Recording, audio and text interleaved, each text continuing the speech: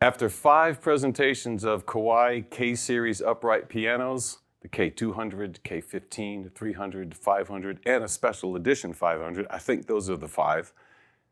Today I'm just presenting a recap. Stick around.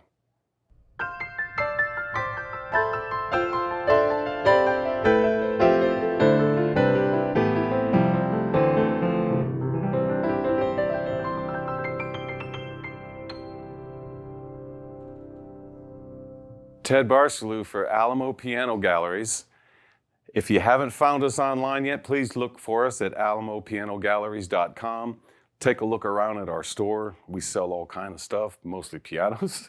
And if you haven't already, subscribe to this channel.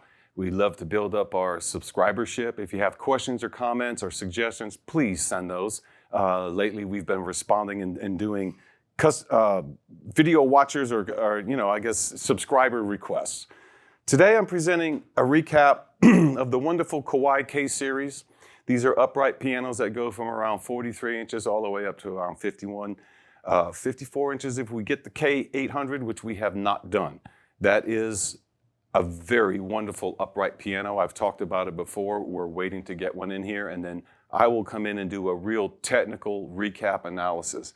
What I want to do today is kind of along the lines of I like these K-Series pianos. Which one is right for me? Well, that's a question that can answer itself based on the player's capabilities and what they like.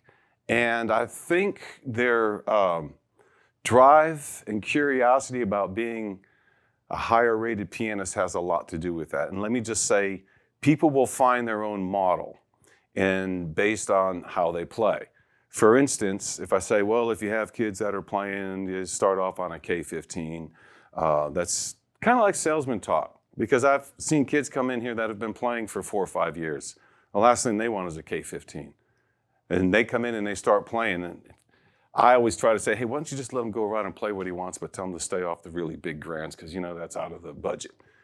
And they will always find the professional grade or intermediate to advanced grade upright pianos. If they've been playing on a K-15 or a K200 and it's time after 4 or 5 years of playing, they're going to be wanting another instrument if they're really, really advancing as a player. And at a minimum, they're going to probably want a K500 if they're playing any model below it, a K500 or a K800.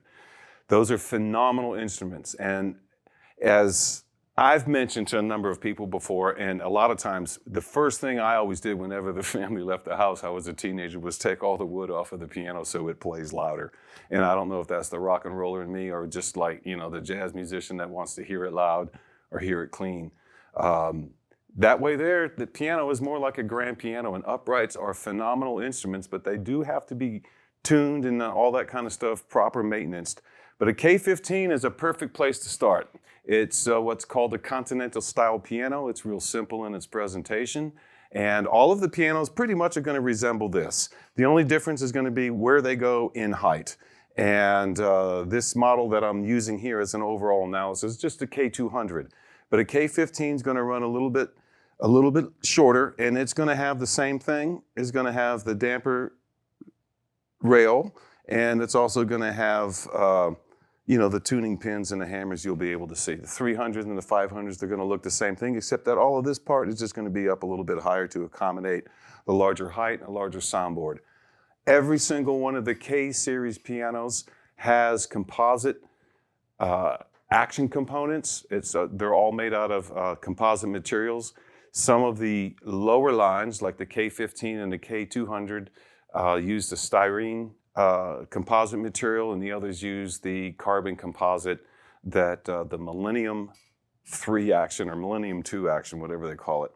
And that carbon fiber composite action, they actually really do play the same. I think the styrene might be a little bit lighter to the touch, and that's usually found on the K200 and the K15, as well as models that are not in the K-Series, which we've recently done.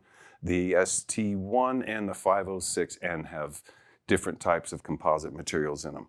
I wanted to mention, as players come in, they look for their own pianos. And a lot of times, the more advanced the player, they're going to find the pianos that are manufactured in Japan.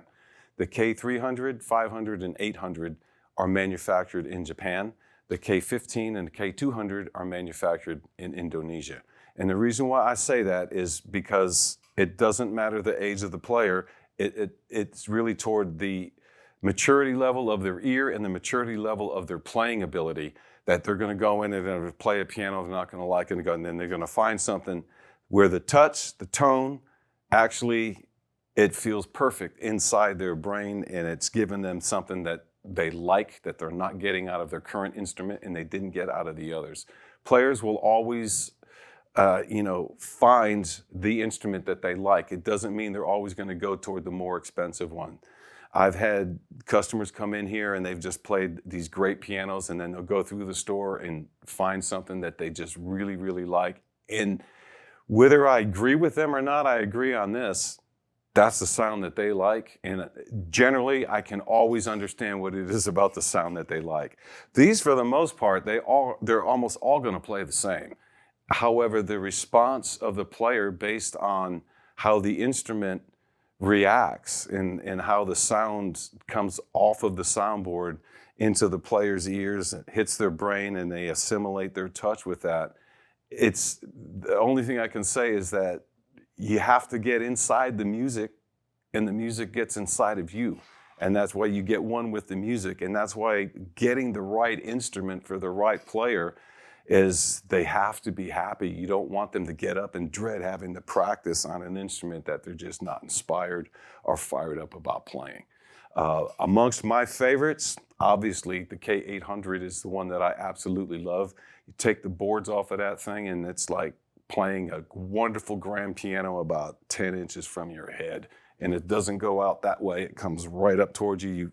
Your legs can hear it. I don't know how to explain it, but the K-800 is a great piano, whether you're playing loud or soft. It's just a phenomenal instrument. It has the right amount of sensitivity for maximum expression. I'm more of a composer than a pianist. I never really set out to be a pianist. I practiced a lot of skills, and it's something as I do remember, people in my house said, why don't you play some songs instead of like scales and these exercises and things that sound ugly? And I learned to do that when they were away. And so that when there were people home, I was always trying to play music. And that's one thing that is kind of a requirement around here, is don't really go out there and play exercises where everyone has to listen to it. And in that instance, is the K-Series piano the right one for you? I can't say, only you can. But the bottom line is this. I would love to have any of these, K-15, K-200, but it doesn't serve me because I have people living there and there. And an acoustic piano in a really small, in an old apartment building with real high ceilings carries, and there's natural reverb in the hallway. It's a great acoustic chamber in there.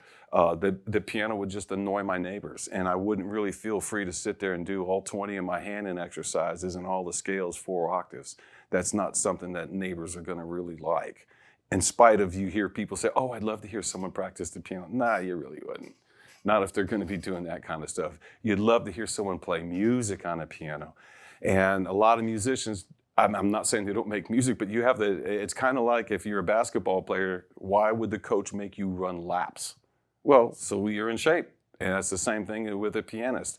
If you want to sing, make this instrument sing and express all these songs, why would you sit there and just want to run laps? Well, so you're hot and ready for it, and you're practiced and you're rehearsed, and all your coordination is as good as you can get it at that moment, and then you play music with it. I'm more towards a digital only for my own personal self in my household, but I would love to have at least a K-15. And a K-15 is a professional grade instrument if you play it professionally. I've played them in clubs, so it's a professional grade instrument, right? They pay people to play a K-15 or a K-200 inside a lobby or a lounge or something like that. They're all professional grade instruments, regardless of where they're manufactured.